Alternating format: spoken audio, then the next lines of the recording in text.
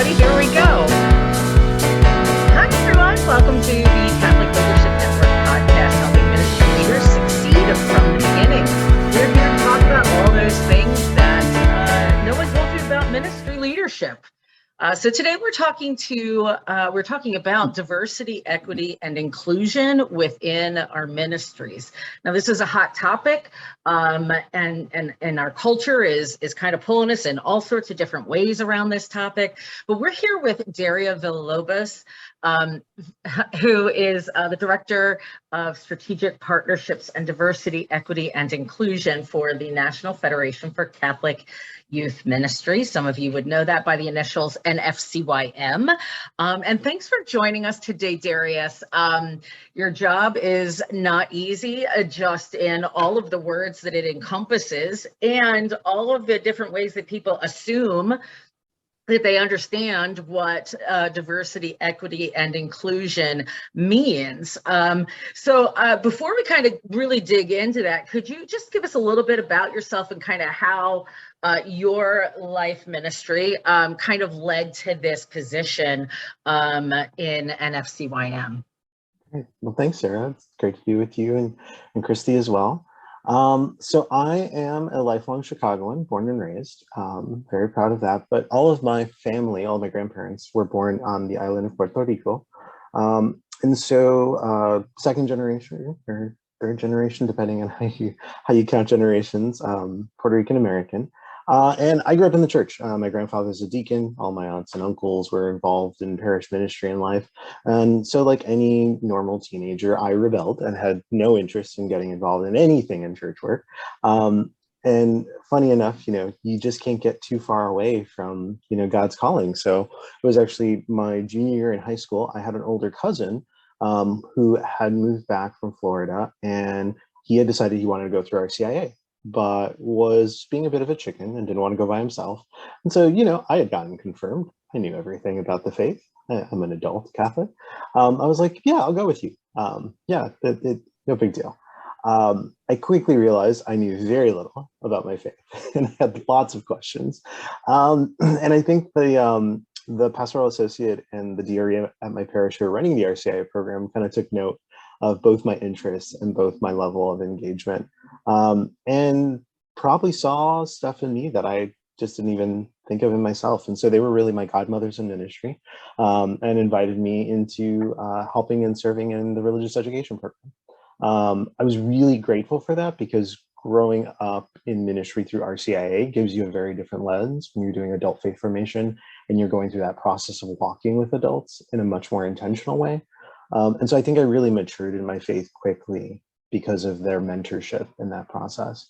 And as I got more engaged, I just kept getting more invitations that I felt called to say yes to. As often would be the case, when God asks something of you, it's really just you being open to saying yes and seeing where the Spirit leads you. And so I would say that's pretty much the story of my ministry career, is just a lot of me pushing back and saying no, and eventually, God pushing me in a corner and finally saying yes, and then things have worked out really great. So I started in parish ministry as a volunteer, worked at a couple of parishes before I worked at the diocese, at the Archdiocese of Chicago for 10 years, in a variety of roles: youth ministry, evangelization, catechesis, young adult ministry, kind of wherever they needed me.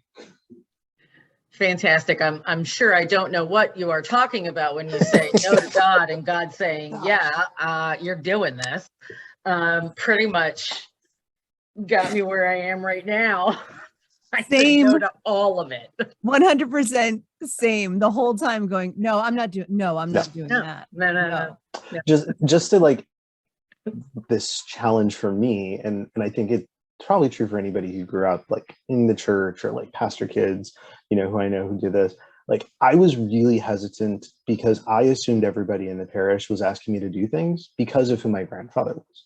When you have an older member of your family who's so well looked upon and loved and admired, it's hard, especially within the cultural context, to separate you as an individual person. And I think that was a big part of it.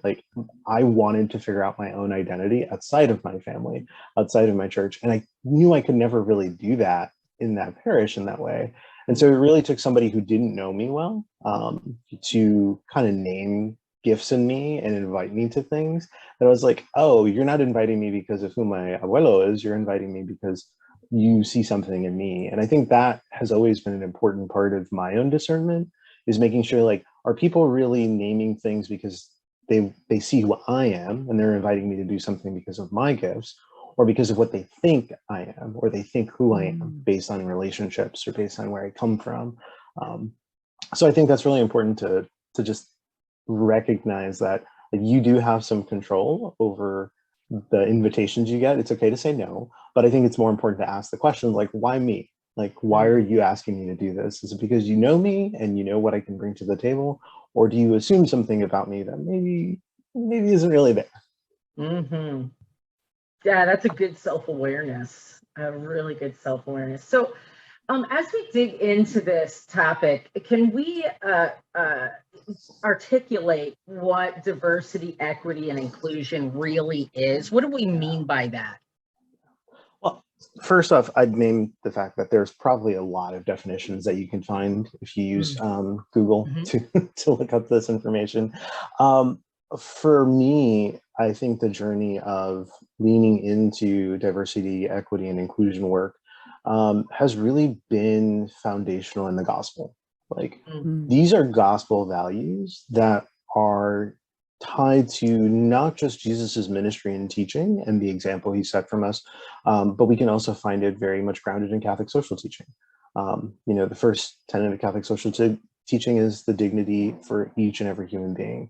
And so when we talk about equity, you know, we're really talking about recognizing we're all made in the image and likeness of God. When we talk about diversity, we're talking about, you know, the very nature of who we are as Catholics is universal. You know, everyone is welcome, but we are all different. And it's in the gifts of our diversity that we see the fullness of God's presence. And it's easy to see diversity as a challenge, but we're really called as church to recognize diversity as part of God's plan. Like, God made us diverse in this way. And so it's something that we should be celebrating, not something that we should see as a problem that needs to be fixed. Inclusion is just at the heart of the gospel. There are so many people that you see Jesus reaching out to who are considered at the margins, who are excluded from the community.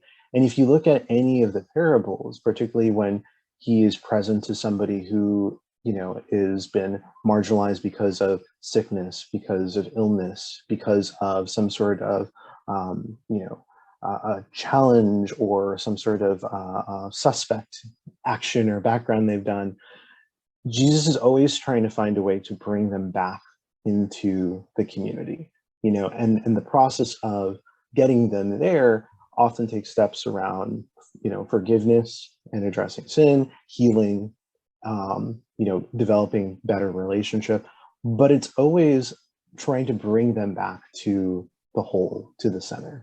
And so when I think of the work of inclusion, it's really about us as church continuing in that same practice of saying, who's at the margins of our community that we really need to be putting to the center? How do we open up the church so that it really is a place that is living into those values of welcome and reconciliation and healing? And when you ground it in that reality, I don't think there's anything controversial to diversity, equity, and inclusion, because it's really just living out the gospel message in a very intentional way. And I think so much of it has to do with being able to understand the context in what we're currently ministering in right now. There is a lot of fractioning, there's a lot of polarization, there's a lot of people who feel marginalized. And so we as church have to kind of take on this responsibility of saying, what do we stand for and who do we stand for? And then how do we make sure that we're living into those gospel values on a regular basis? So it requires a lot of reflection, a lot of intentionality, and a lot of really looking at who's not here at the table that should be. And I think that has really been something I've had to grow into in this role with NFCYM in the last 4 years, of really trying to understand what is a Catholic approach to doing DEI work? Because I know that isn't the reality that everybody works from and exists in.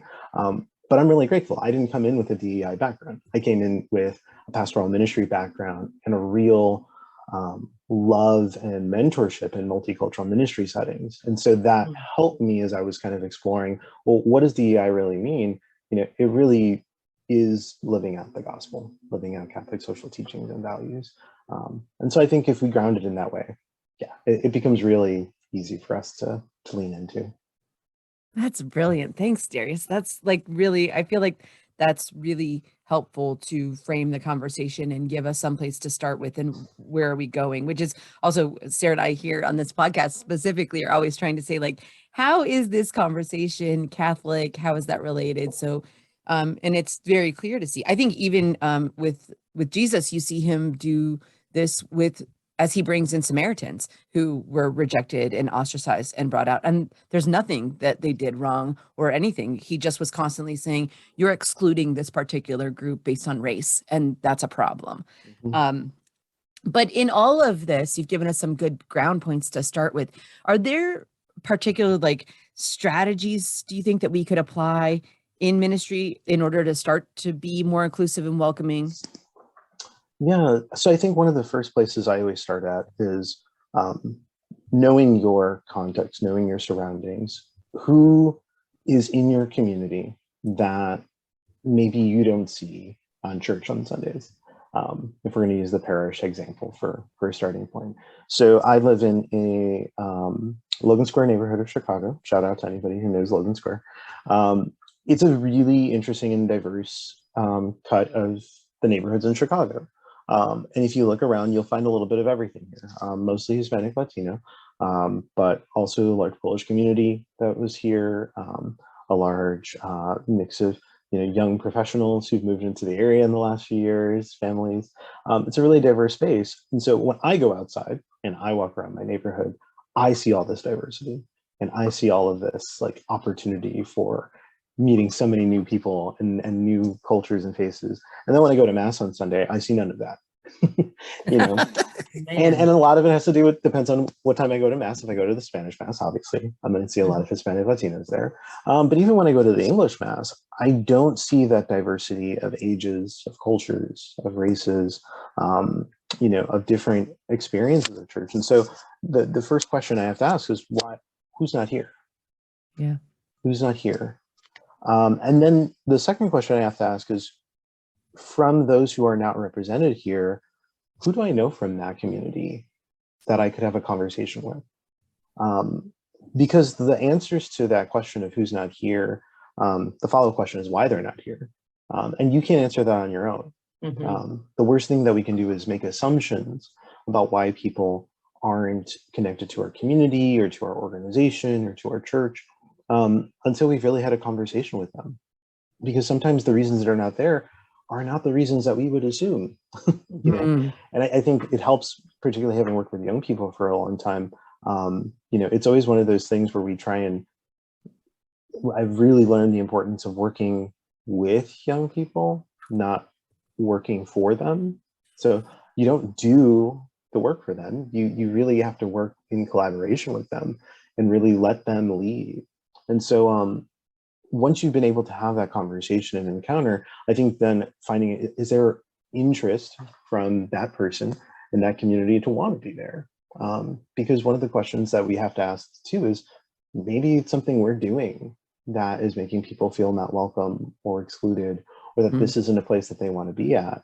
And so going back to that reflection piece, can I judge the way that we're doing things, and maybe very unintentionally, it might be a barrier for somebody to want to enter our ministry, enter our church, enter our parish space. What I've just described is really just the see, judge, act model in just a very intentional way. Because then the last part obviously is like, so what do you change, or what do you do differently?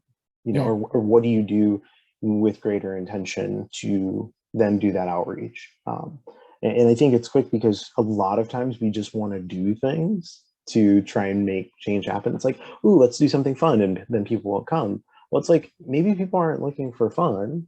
Maybe they're looking for quiet, or maybe they're looking for, something more reflective, or maybe they're looking for like basic needs to be met, and they're needing to go somewhere else for that because we're not providing that. And so it really becomes a process of like understanding what the reality is, judging like what can we do to address those concerns, and then doing the work to make it happen.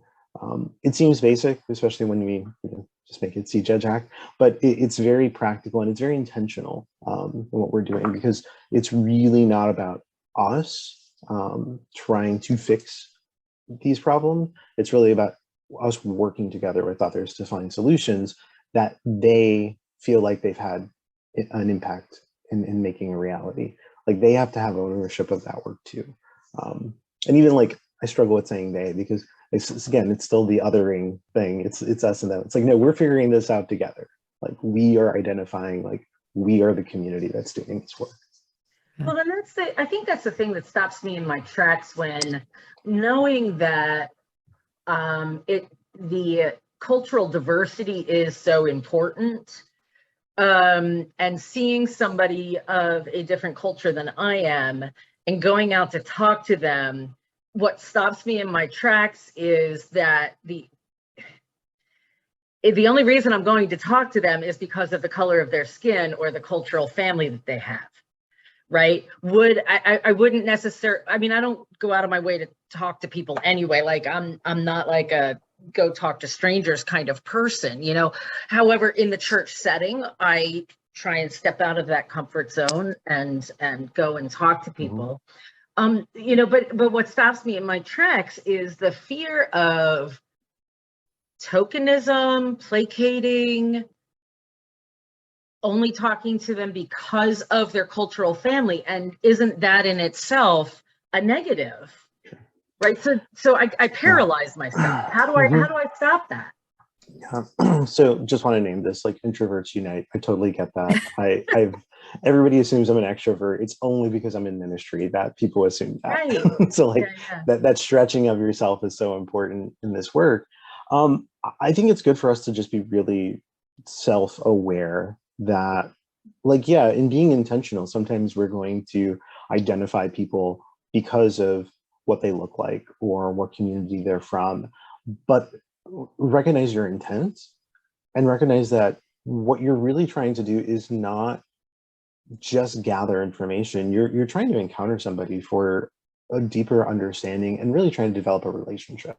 You know, when I have these conversations with other organizational leaders, particularly those who are serving specific cultural communities, like, it's very clear, like, I'm reaching out to you because of the community that you represent. Like, that is literally your identity as an organization. But the first questions I ask have nothing to do with, you know, their cultural background or their cultural identity. It starts just like you guys started today. Who are you? What's your story? How did you get here? It's about finding common ground and areas that we can look at and sort of say, like, oh yeah, like we have something that we can connect with, or you have a story that is so unique that, like, I want to know more. I want to learn more. And I think that often has to be the posture that we take in doing this work, is we have to be ready to receive and listen and spend a heck of a lot less time talking and spend a lot more time asking questions, because curiosity is so important in this work. It's the need to want to really know and understand. And I think underlying everything, it's really understanding, like, where's God working in this person's life? You know, because that's the common ground space that we can build from. That's where we can build trust. That's where we can build relationship. That's where we can build opportunities for collaboration. So yes, that might be what the impetus that gets you there, is because that person looks a certain way or represents a certain community, but that isn't what's driving your relationship with that person. It's got to be deeper than that.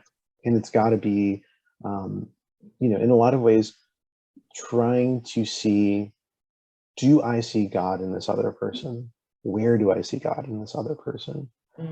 If we do that, I think it changes a lot of the dynamics of those relationships. And it often is what allows people to trust you enough to say, like, hey, you want to see me for the complete person of who I am. Because very rarely do you find people who only identify because of their race or because of their culture or because of their gender. You know, like, everybody is much more complex than just the one thing that, you know, we start with, you know, that we identify with ourselves with. So how do we allow people to share that with us. Yeah. I think that's a really good, that's a excellent point as well.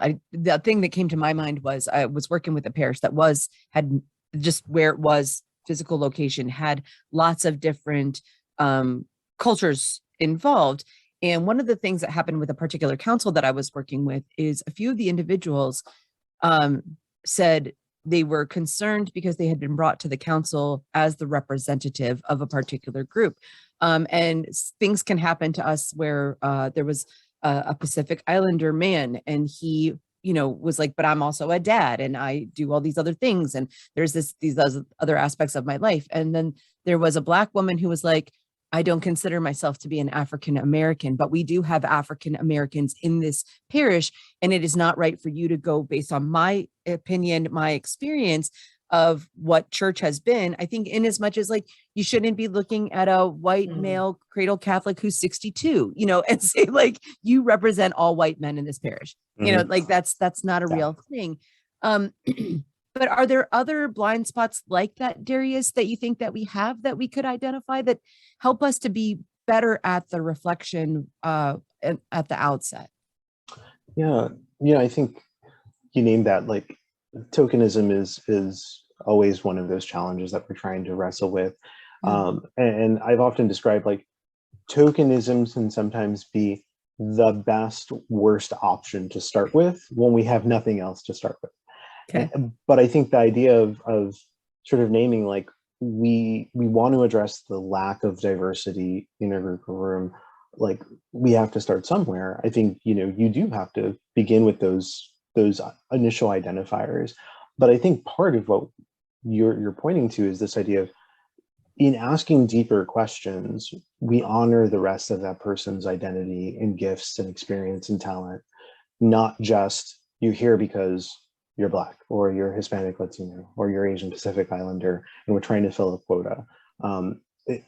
You need to recognize, oh, you are also a parent. You are also, the child of divorcees. You are, first generation immigrant. Like all of those other pieces of their identity can be just as valuable and sometimes even more important in helping them share and give input in whatever council we're inviting them to, whatever ministry we're inviting them to. And so there's depth there. And I always tell people, like, it's so easy when we talk about DEI work to really focus on race and culture. But for us, we've really had to expand beyond that. And when I started with NFCYM, my title was Director of Multicultural Ministry. That's a fun idea. And it was part of what drew me there, because that has been a big part of my own background and my formation in church in a place like Chicago, which is so diverse. You can't really get around that. But very quickly, what we realized is we were understanding this role as us needing to go out there to those folks to bring them here. And all of that was problematic. One, because it was us and them, not us as church together.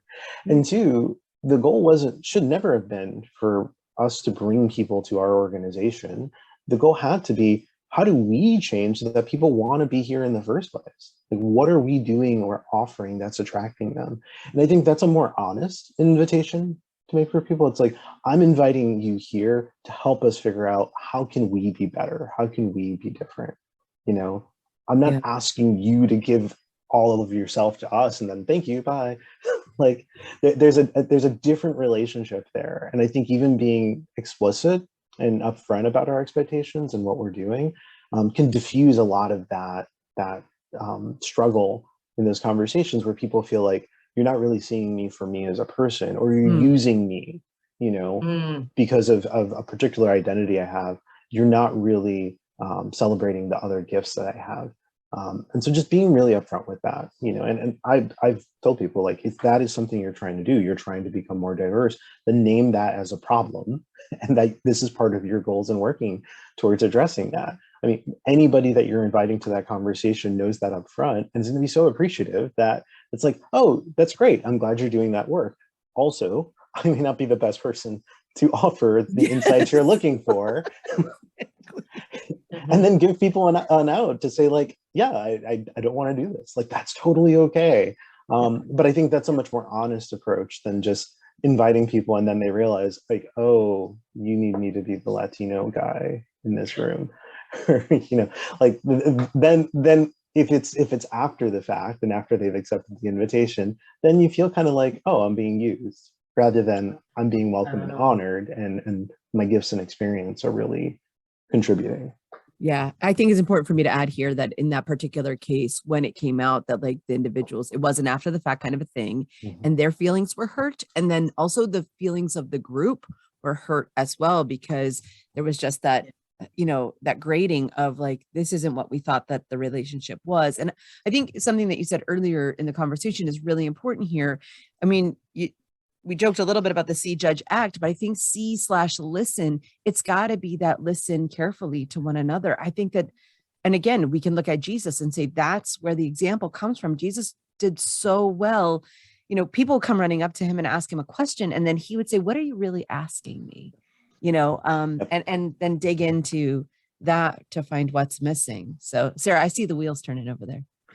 Yeah, you know, the see, judge, act, I bristle with that sometimes just because I don't like the language. So I'm glad that you said see/listen. You know, I think judge, the word judge has been translated poorly for us over here in the United States. It's not judging like, you know, Supreme Court justices judge, you know, a court rate, you know, it's about discernment, right? It's really about discerning what we have heard, where the holes are in what we have heard. And if we do kind of see a pathway to move forward, we have to continue to listen and discern what it is we need to learn to move forward. So sometimes the action is learning more about a specific thing. You know, like for instance, in this specific topic, I'm continuing to learn through the Journeying Together process that's the USCCB has been working on for 2-ish years. And I don't want to say coming to a conclusion, but coming to a mountaintop moment in June out in Chicago. You know, and there's been a lot of learning and discerning, a lot of listening and discerning. And I feel like I'm not ready to act yet. Like, I still feel like there's a whole lot more for me to hear. And I don't know, I still don't know what I don't know. You know, so I'm still asking questions. I'm still doing a lot of listening. And the other thing that I like about the process that Journeying Together is going through, and if you guys are interested, I'll pop the website into, you know, all of our different stuff, because it's, you know, whenever we gather together, whether it is multiple cultural families, the specifically European American family that I am a part of, there are times for us to listen and then sit in quiet, you know, and just sit in quiet and allow the movement of the spirit. And then we can respond with a short word or image or something that's popped up for us. And then we sit in silence again. And I think that that's something that we miss sometimes in this conversation too, is when talking to somebody of a different cultural family, I'm regularly trying to figure out, what am I going to do differently now that I know this person's story, as opposed to just sitting and listening. I tend to be listening for a response, listening for an action. I'm an activator. Top 5 strengths finders is activator. So I'm constantly trying to figure out what it is I can affect change with. This process of listening and being quiet, like sitting on my hands, shutting my mouth, just shut up and allow the spirit to move, has been really tough, but so very eye-opening and emotional. And not emotional in the sense of people are making me feel bad because I'm a white woman and privileged and all of this. I have never once felt that in this entire process. But I am emotional because it brings forth my own cultural heritage as something that is important as well. Whereas I used to put that aside and say, I'm just an American mutt, you know? But my culture is also an important part of who I am and the dignity of me as a human person. And I think that the see, listen, judge, discern, act, you know, kind of method is really good. But I think we have to also understand what those three things mean. And it's not as simple as just those three words. So that's where my mind was kind of like starting to churn in there, you know. So Darius, you've had a great journey here, you know, through many different ministries, many different levels of church, you know, church structure. What is something that you wish you'd have known when you were just starting out? What is one thing that you wish you could have done, I don't know, differently, or just something that you didn't know then that you know now? So two lessons that I have definitely learned the hard way is, you know, first, not to sound overly negative, but the church is only human. You know, it is only by the grace of God that the church is able to do the many, many good things that it is able to do in the world. But, you know, I worked at the diocese for 10 years. I lived through two major restructurings and one major layoff situation. And those weren't always handled in the most pastoral or Christian ways. You know, I definitely seen a lot of heartache and a lot of struggles working with leadership in the church, working with clergy. And it's a good reminder every time I have those moments of that, you know, we're all human in this. We are all imperfect. We are all sinners. We all make mistakes. And so allowing room for grace to work in that and to recognize that there are times in ministry, like you're going to feel frustrated, you're going to be hurt, you're going to be disappointed, and yet the Spirit is still present and working somewhere in the midst of that. It's the only explanation, honestly, why the church is still here. The Spirit wasn't working. I don't know if there's any good rationale for the church to exist. And so to have faith in that, to have faith that God is here working in us, even in all of its dysfunction. And like I said, you're going to be disappointed at times. And it's recognizing like that disappointment in people cannot translate into your relationship with God. Your relationship needs to be deeper than just the work that you're doing, the people that you're serving with. It's got to be more personal. It's got to be what fills you up so that you can be poured out for others in your ministry. And it's hard, especially when you're working in community and you're working with community that you celebrate liturgy with, or that you're praying with, or that you're doing that prayer piece in, but you need to make sure you're grounded somewhere else, because it can't be just in what you do your ministry in. Your ministry is your work, and it's what you're called to do. It's not your foundation or relationship with God. And it definitely took me a while to figure that out. The second thing is much more practical. Don't confuse activity for accomplishment. Ooh, bam.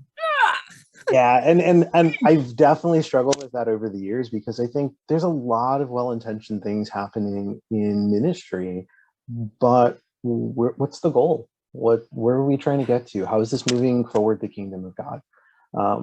And I think that has really helped me be able to discern like where I need to be spending my time and energy, and where I need to cut back, and really make sure, like, if I'm going to make the impact that I'm called to do with the limited time that I have, the limited resources I have, the limited years, of good ministry life that I have, if I want it to count, I need to be really discernful about making sure I'm accomplishing something, and we're moving things forward, not just doing things to do them. And when you've been on the other end, I'm sure you can speak to this, it's really frustrating to watch like people spending a lot of time and energy in things that aren't really making a difference. It's so frustrating to see sort of time and resources wasted that aren't helping bring people to Christ, or aren't helping people develop as disciples, or aren't helping build the kingdom. And so for me, I think like it's just good stewardship to be able to name that and to be able to discern like what's actually happening in the work that I'm doing, and is it moving things forward. Christy, why are you giggling? I'm just watching your face struggle, and it's something that I say all of the time, Darius. Like whenever Simon Sinek came out with his whole like find your why, I was like, dude, I've been saying that this whole time. Like, calm down.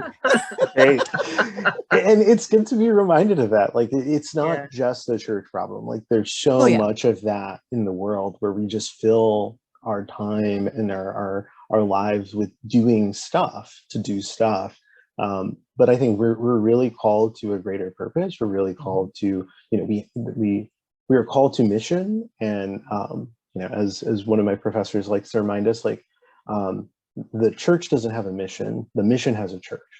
The mission has always been there. The church is called to live that out. And so we have an active role of making sure that mission gets moved forward and lived out. And so taking that responsibility, like, to heart and personally, I think helps remind me like where I need to be spending my time and energy, and making sure the work that I do is having an impact, if not for me, for the people that I'm accompanying and serving, and empowering them to do the same thing. Well, it looks like I'm going to have to go back to my calendaring and just redo the whole thing for next year. But Sarah, it's what Darius is saying here is not to stop doing all the stuff, but with intentionality. So what is it for? Yeah. That fair enough. If it makes you feel conversation. If it makes you feel better, I always think of it too, like things aren't wasted if they are helping to provide opportunity for encounter and deeper relationship. And like that is valuable. Like we need that, especially in communities where we're trying to build community and build connections. So that is time well spent, but it's recognizing to what end. Like how am I accompanying those people beyond that moment? Because we do a lot of, this, Sarah, young adult ministry, we do a lot of socials. We do a lot of get-togethers and hanging out. And my question is, and so now what? After Right. 4 weeks of Theology on Tap, now what? Yeah. After the great bar night, everybody had a good time. What's the next thing? And that was always the challenge that we've been pushing to. It's like, that is an entry point. That's a great way to celebrate. But then what's the next invitation to? And how is it inviting them to something deeper? Yeah, it's not a social for the sake of social. Oh, good conversation, everybody. Darius, thank you so much for joining us today. Really appreciate it. And I hope that people take some time to really consider how they can intentionally bring diversity and inclusion and equity to their ministry. I mean, we can all do something. So as you are looking to your year ahead and planning your year ahead, please consider these as part of the mission and as part of what you're doing for pastoral care and ministry within your ministries. So thank you all for joining us today. We're really thrilled that you have become part of our family here at the Catholic Leadership Network and are following us on all of our social media platforms and YouTube. Please click like and subscribe. That helps us out in many ways. It helps us to know that we are hitting on topics that are helpful for you.